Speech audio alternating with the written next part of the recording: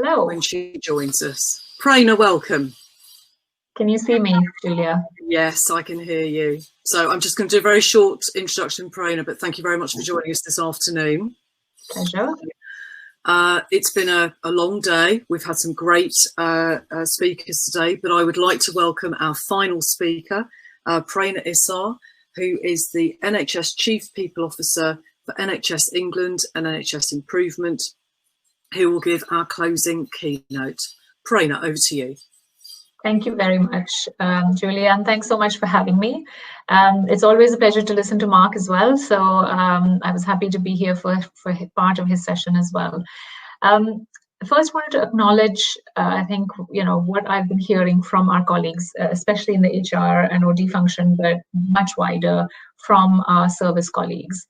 The biggest concerns and anxieties about wave 2, about recovering elective activity and outpatient activity, the vaccination of staff and hubs, and I'll come back to vaccination in a second, setting up of hubs, testing of staff, the health and well-being of our staff, and amongst those challenges, the long-term impact of COVID, not just the long COVID, but actually the effect, psychological, physical, from this pandemic, and the welfare of our HR and OD teams as well. The plate is incredibly full for all of you who are responding to the pandemic on a daily basis and taking care of staff, partnering with leaders. What can give us hope and confidence, especially today, is the fact that the vaccine was approved. It'll be delivered, start being delivered to healthcare staff in the coming days, actually, which is incredible. And so the end of this very long 2020 tunnel is in sight. There is light at the end of the tunnel. And there are also some silver linings that we can see from COVID. The case for supporting staff health and well-being has been made and won. The health and well-being offers that all of you have put in place, as well as augmented by the national offer, was done in a matter of days and weeks in March and April, rather than the years that we thought it would take. And this will remain an enduring outcome from the pandemic. Equality, diversity, and inclusion is very much a real conversation now, and it has moved from being important to being urgent and feeling urgent. This is a welcome change that we must capture, we must seize, and it's come at a high cost, hasn't it, with the disproportionate impact of COVID, the Black Lives Matter movement, and I think the impatience from a lot of our colleagues for more equality, more inclusion. We are also working, as you know, on the future of NHS, HR, and OD. How do we capture some of the trends that are shaping the world of healthcare and shaping the world of work? And how do we develop ourselves and invest in ourselves as a profession? I wanted to say a huge thank you for all of the amazing things that you have done and are doing every day to support staff, partner with leaders, partner with our union colleagues. I'm just incredibly proud to be part of the profession along with all of you. And I hope that you are able to take care of yourselves as well as giving all of your energy as you do to everybody around you. So I do recognize the physical, emotional, psychological toll that working in the NHS as part of the frontline response to the pandemic has taken. And how we support our people in this period after the most intense part of the pandemic is almost done is almost more critical than what has gone before. Therefore, the people plan is even more relevant, with its aim of more people working differently in a compassionate and inclusive culture. And many of the themes and topics from this conference, it's a fantastic agenda that you've been working on and having conversations about. And all of the topics here can make a huge contribution to creating that compassionate culture and delivering the people plan. As HR leaders, you have a key role in making the people plan a reality and in becoming the architects of change, which is the theme. In my role as Chief People Officer, I meet regularly with HRDs via our regular webinars, conversations, and meetings, and I really look forward to hearing from colleagues.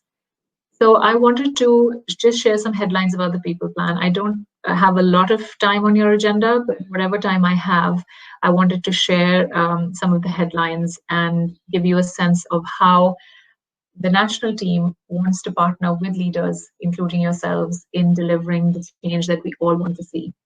So one of the things I wanted to highlight was listening to our people, because through COVID-19, all of us have instituted, whether it's more regular surveys, whether it's more Schwartz rounds, team check-ins, leaving well checklists, the importance of listening and the importance of having regular mechanisms where we are making a discipline and a practice of listening to our people.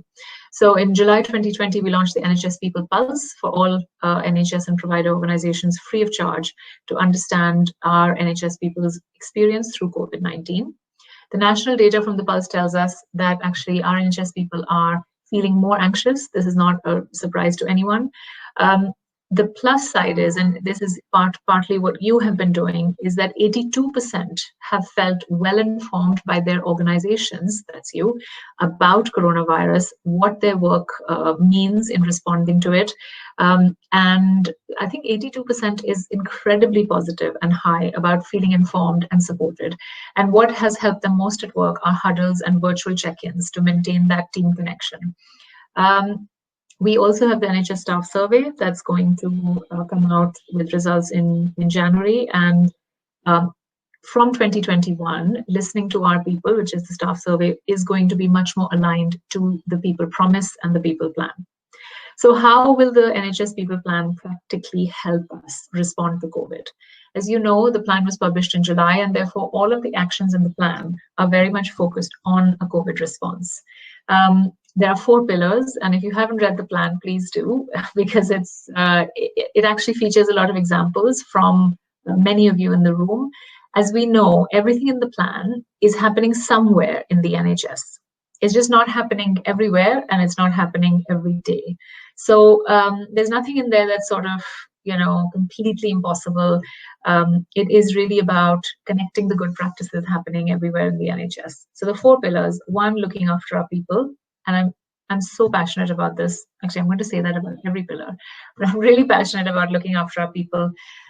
We know that health and well-being has been incredibly, has gone up incredibly in the priority list for our leaders, for you, for our staff. The national offer for the first time reaches, all 1.4 million people in the NHS, as well as social care staff for many of the offers.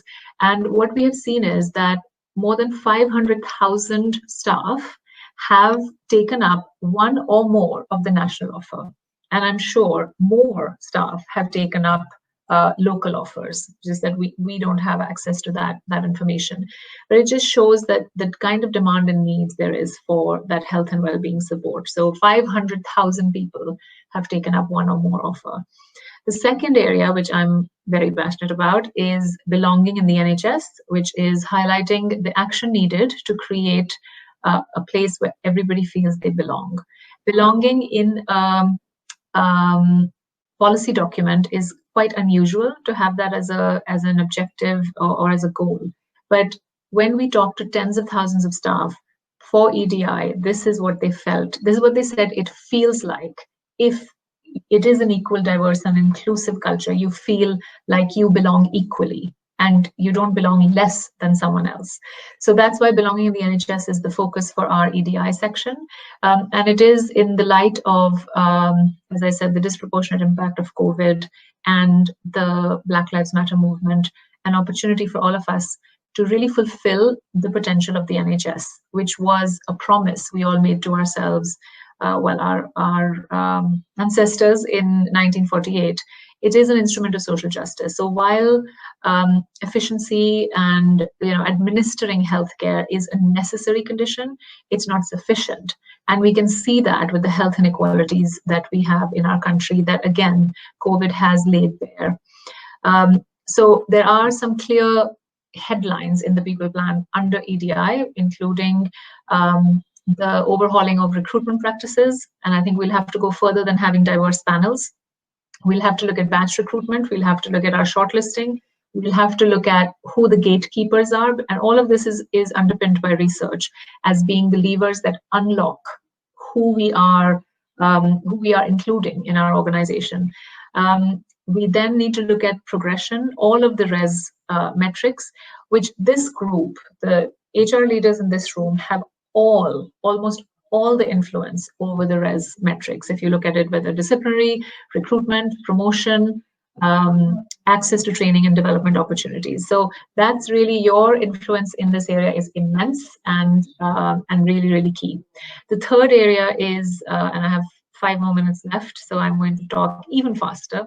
The third area is new ways of working, and this is really about making sure that the kind of flexibility, reduction in bureaucracy, uptake of technology that we saw during COVID is not rolled back, that we have new ways of providing better access to patients, to our services, that we have more flexibility for our staff, that people are working beyond traditional role boundaries, that we are thinking of new roles, so physician associates, for instance, or medical support workers, that we are making sure that we have career pathways across systems that are being developed. So that's new ways of working. And then last but not least is expanding our workforce supply. And here there are 4 levers to think about. Retention is the first one, and there's a retention program that we are supporting some initial sites with, and we will expand that. We have seen a reduction in leaver rates in any case, but we want, not only do we want people to stay in the NHS, we want them to stay well. And there, the health and well-being support, belonging, new ways of working, all of that works together as a package. So retention is key. The second is addressing sickness absence. On a daily basis, the sickness absence is anywhere between 3.8 to 4% non-COVID related, and then another percentage which is COVID related.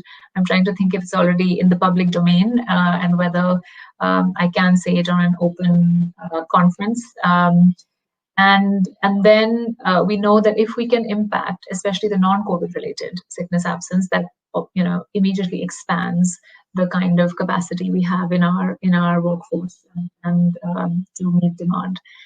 So it's retention, sickness absence, recruitment. So when we asked, for the first time, we asked systems to provide local people plans. So they took the national document, they adapted it to their local labor markets, demographics, their local healthcare needs. And then we got 44 people plans back, and many of you have led that work. So thank you very much for all of that thought and work. And there were 2 areas that actually didn't have as much detail or planning behind them as the health and well-being, which had actually a lot of work. One of them was EDI. So systems and employers are finding it difficult to put intention into action, and that's where I think the role of all leaders is absolutely key. And the second area was recruitment. So to convert the workforce growth projected by systems into plans, specific plans to recruit, especially non-clinical staff or entry-level roles, there was a gap there. So if I was going to highlight a couple of areas for you to look at when you get back to your organizations, it would be EDI and recruitment, because there's been an unprecedented increase in interest in NHS careers, and we must capitalize on that with some really strong campaigns and recruitment plans. And then last but not least is our returners and bringing back staff, where we have more than 9,000 people who are assigned or deployed to an employer that who are available to be called upon. They are actually also being called upon for vaccination work, and so I'm incredibly grateful to them as well. So on supply, we have a lot of national work being done, and then of course the key is what support is needed and what is done at a local level.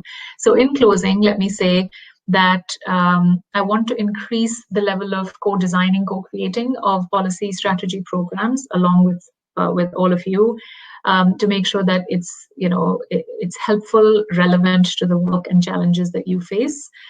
I wanted to continue to develop the people plan and support organizations implement the local plans that you have. And my team should be seen by you as a resource that you can draw upon, and also to be an advocate for what you need.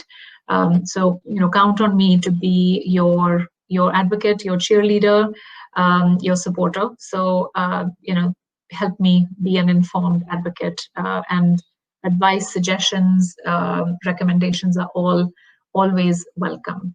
So I'll stop here and on the agenda, it doesn't say time for questions. I would love to take questions if we have time, but that's up to Julia. Thanks very much. Prerana, thank you so much. I wasn't sure if you were available for questions, so we don't have a Q&A slot at all. I don't have any questions in the chat. Okay. Does anybody have any questions for Prerana at all?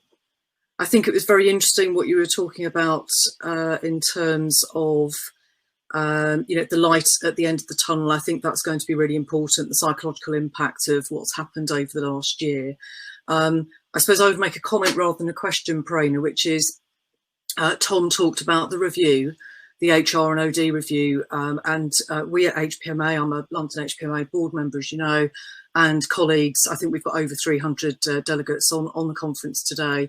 We're delighted that this review is taking place, and we would very much like to be part of that co-design, as you talk about, and work with you as our advocate and supporter.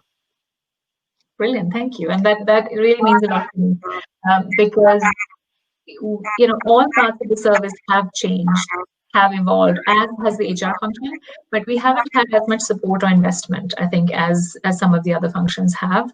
And I would really like to work together to change that. And actually the review, which I don't want to call it a review, because review kind of feels like it's looking in the past, but actually this is about looking into the future and saying we have a long-term plan, we have changes in healthcare. After COVID, it will be even more stark, what the changes are, changes in the world of work. How do we take advantage of all of these things? Because actually some of these changes are exactly what the HR and OD function has been sort of, campaigning for almost forever, which is let's have more flexibility, let's have more personalization of employment, relationships. Let's have more humanness in how we are dealing with our colleagues, not as a homogeneous group. Let's definitely have more diversity. So in some ways, the changes, the HR function was ahead of its time, and now it's good to look ahead and say, so how should we invest in ourselves and take advantage of this moment? So I'm very excited and very positive. That's really good, Prerana. And a comment that I've just got through in the chat is thank you. Always good to listen to you talk and to rub off on your passion for our people plan. I personally have heard you speak 3 or 4 times, and you are extremely passionate about the people plan and the HR OD profession and community. I do have a question, actually, if I may, Prerana, from Rachel, who's the Development Director of the London HPMA Academy.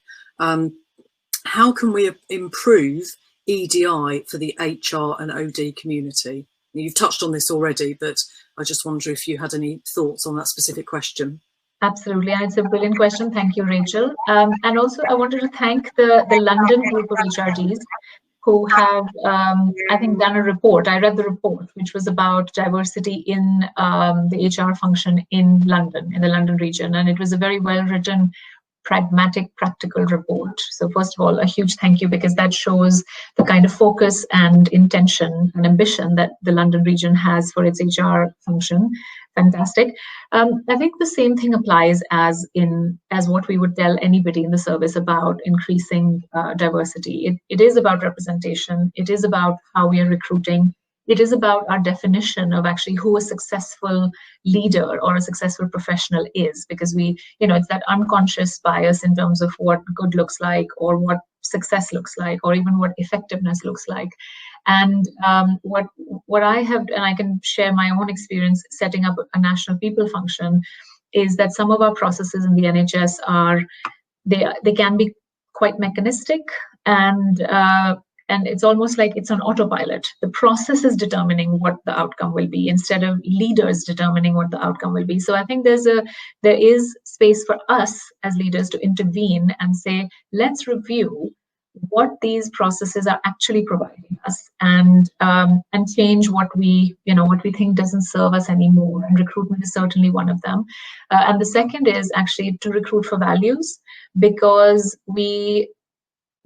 as HR leaders, our role is outsized in delivering the people plan.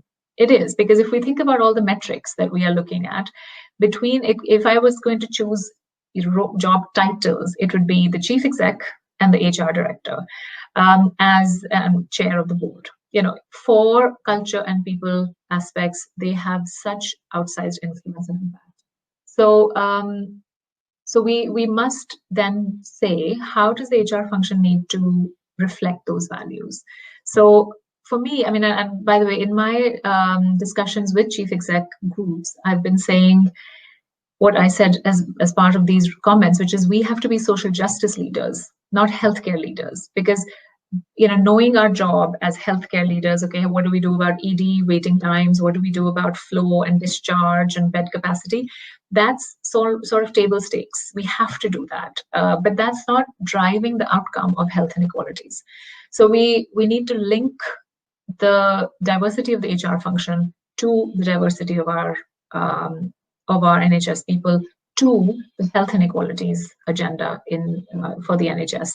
So it's part of that bigger goal that we're all here to serve in public service. And it's a brilliant question. And I would love to hear the interventions that the London region, or actually across, that HPMA can help and help us reflect on to drive up the diversity.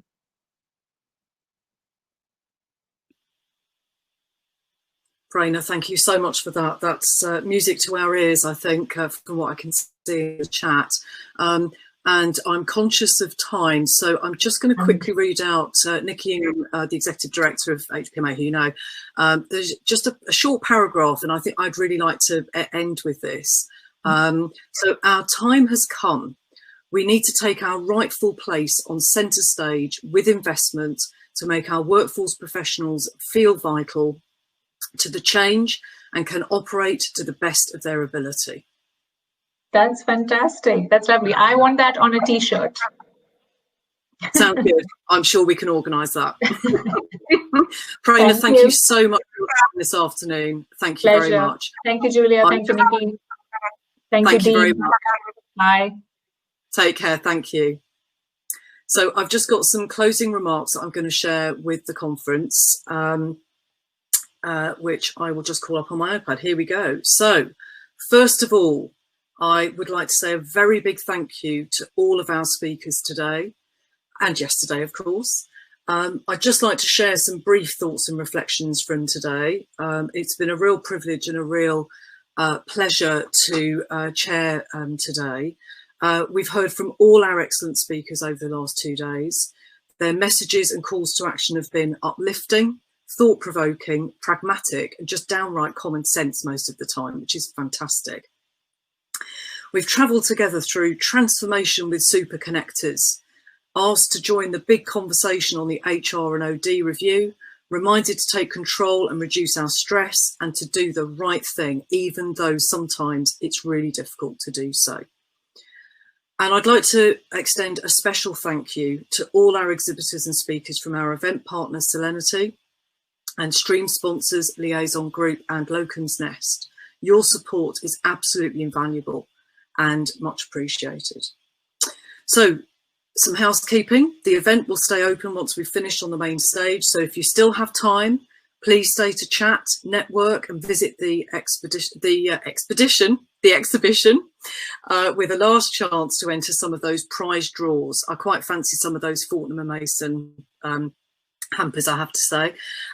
Thank you from me and on behalf of the HPMA team for taking the time out to join us, particularly at such an incredibly busy time. Thank you and goodbye.